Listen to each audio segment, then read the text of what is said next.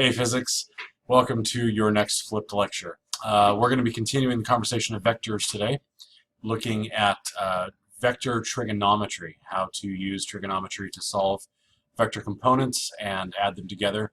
This is for situations when you can't just pick up the arrows and move them around on your page, or there are too many of them to do that to in a realistic way. So a review of trigonometry. You learned this last year, most of you. In Algebra 2, when you were looking at how to analyze legs of a triangle through trigonometry, you learned things like sine and cosine and tangent, and I know that you learned the quick way of remembering those things with the funny phrase SOHCAHTOA, because somebody today saw this on my screen and said, hey look, SOHCAHTOA. So that is something that you have already had. Just to unpack that and have your brain remember that and say, oh yeah, that's right. The sine of an angle is equal to the relationship of the opposite side of the triangle divided by its hypotenuse. That's the SOH part. CAH, SOHCAH, CAH, the cosine is equal to the adjacent leg divided by the hypotenuse. And then tangent, TOA, is the opposite over the adjacent. So if you remember SOHCAHTOA, you can always remember which one you're dealing with at a time. And you've already had this math and practiced this math. It is not my intention here to teach you the math, just simply how we use it in physics. So if you have two tangents that happen to be at right angles to each other, you can use trigonometry to build a triangle out of those two legs and calculate the angle and magnitude of a third leg, and that would be the resultant vector. Most of the time, though, you don't have the opportunity of just adding two right angle vectors to each other and getting a resultant. You have to break vectors down to their components and analyze them after that. So I'll show you how to do that in just a moment. But again, just a refresher of trigonometry: sine, cosine, tangent. Sine is the opposite over the hypotenuse. So if this is the angle of reference, the sine of this angle is equal to the length of this leg divided by the hypotenuse. Cosine is adjacent in the hypotenuse, so if we're looking at the cosine of this angle, the adjacent leg divided by the hypotenuse is the same as the cosine of that angle. And then the tangent here, same angle, is opposite over adjacent. So SOHCAHTOA, you've had that before. There you go. If you have two vectors that are 90 degrees to each other and you want to know what's the resultant vector, you can rearrange those three things into a triangle where you have two legs that were given to you here, and the hypotenuse is the resultant vector, and you can use trigonometry to determine the length and angle of that side of the triangle. Okay, but most of the time it's not that easy. Most of the time you're given two vectors that aren't at 90 degrees to each other, so you need to use trigonometry to determine component vectors first, and then you add those component vectors together, and then you go through trigonometry again to determine the resultant after you have the sum of component vectors. What does that mean? Well, it means that you get to practice trigonometry quite a bit. But here's an example problem for you. So if our awesome Mr. Golfer here is trying to make a hole-in-one, and he doesn't, he winds up taking two shots to get to the cup there. The first shot is 70.2 meters long at an angle of 100 degrees. Now this is referencing north. So in this class, we will always use a 3-digit angle and then follow it by T to reference a cardinal direction, and that's always going clockwise from north. So 100.0 T means that he's 100 degrees off of north. 90 degrees off of north would be straight east, so he's 10 degrees south of straight east. Okay, that's what 100.0 T means. And he shot in that direction 70.2 meters. Then he lands on the green, but it's not a hole-in-one. Then he gets out his putter and he puts 3.25 meters at a heading of 165.0 T. Okay, so 165 back to your compass, 180 would be south, so he's 15 degrees east of straight south. Okay, now the question is, what should he have done to make a hole-in-one? What would have been a perfect shot? And to answer that question, what we need to do is break these two shots down into their component vectors. Now, 100 and 165 are not 90 degrees off of each other, so you can't just build a right triangle out of those. You have to consider each of these as the hypotenuse of their own triangle, and then add the components together and get the resultant. So let's walk through this one step at a time. We're going to break the first shot down. So I drew it here independent. Here's my little compass. This is north. Okay, he is 10 degrees south of straight east. So I just drew the 10 degrees. Remember, this was a heading of 100, but 90 of it is taken up from north to east. So a heading of 100 is 10 degrees south of east. Okay, and the hypotenuse of this triangle is 70.2 meters. So that's this hypotenuse. The question is, what are the component vectors? So what component of that was going east, and what component of that was going south? And then I can get the same two components of this other angle and add them together. Okay, so a little bit of trigonometry. This angle is 10 degrees. So the sine of 10 degrees is the opposite divided by the hypotenuse. So then if I rearrange that equation to be the opposite side times the sine of 10 degrees, then, I'm sorry, the hypotenuse times the sine of 10 degrees, I'll get the opposite. There you go. So that's what I'm doing here. The sine of 10 degrees times the hypotenuse gives me, and I pop that into my calculator, and I get 12.10910 meters. So the y component, the up and down component, in this case the southern component of the vector, is 12.10910 meters. How did I get that again? Sine is opposite divided by hypotenuse. So if you multiply both sides by the hypotenuse, you wind up with hypotenuse times the sine of the angle is the opposite. And that's what I'm trying to solve for. Okay? This is going south. So on my compass, that's a negative direction. Okay? So my answer is negative 12.10910. That's too many decimal places, but I don't want to round until the end, right?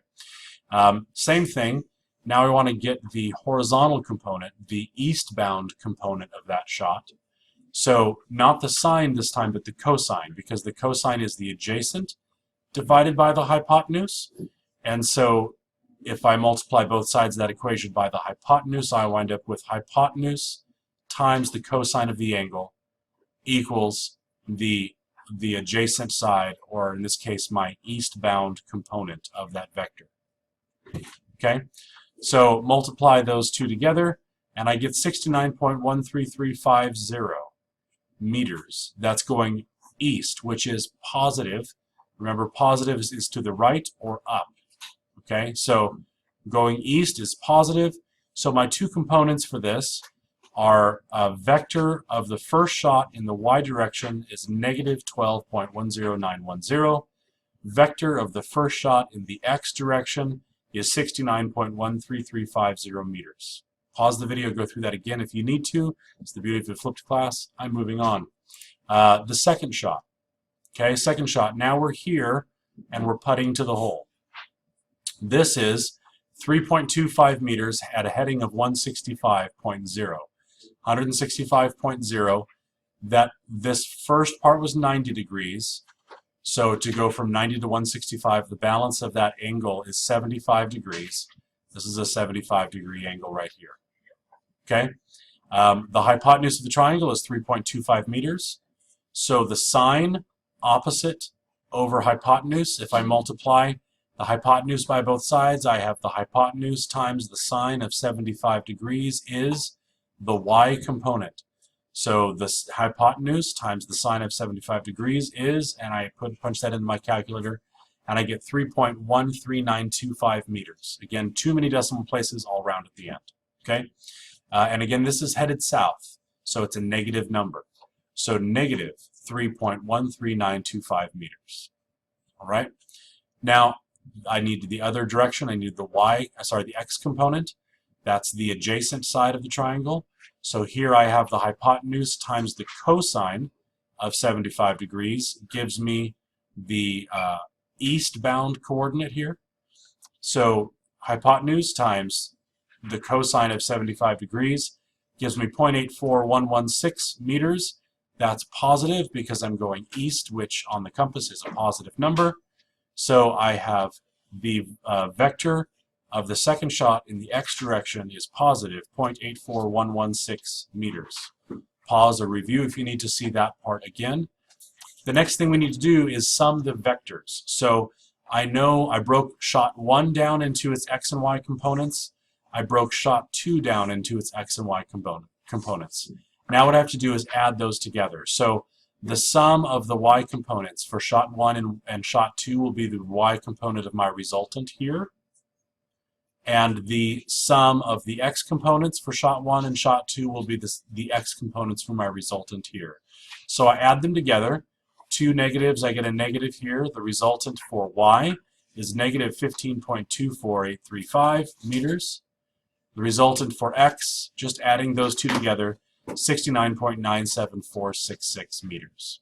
So I have my x component and my y component for the resultant vector. Okay.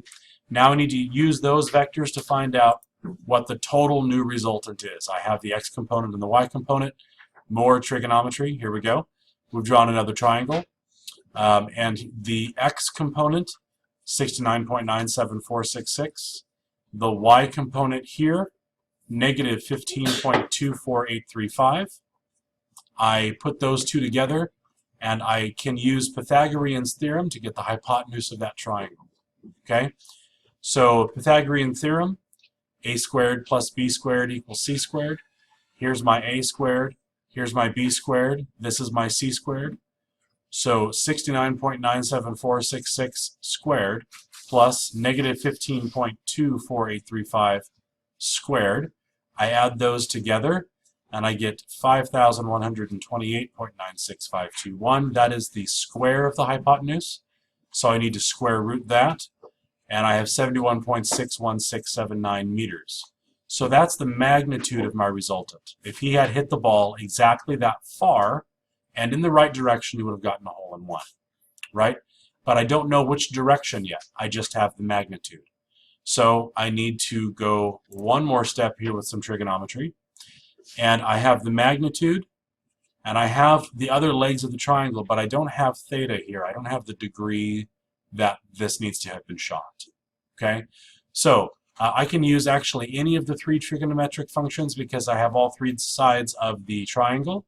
I could use sine and say opposite over hypotenuse equals, or I could use cosine and say adjacent over hypotenuse equals, or I could use tangent and say opposite over adjacent. I picked tangent for the example.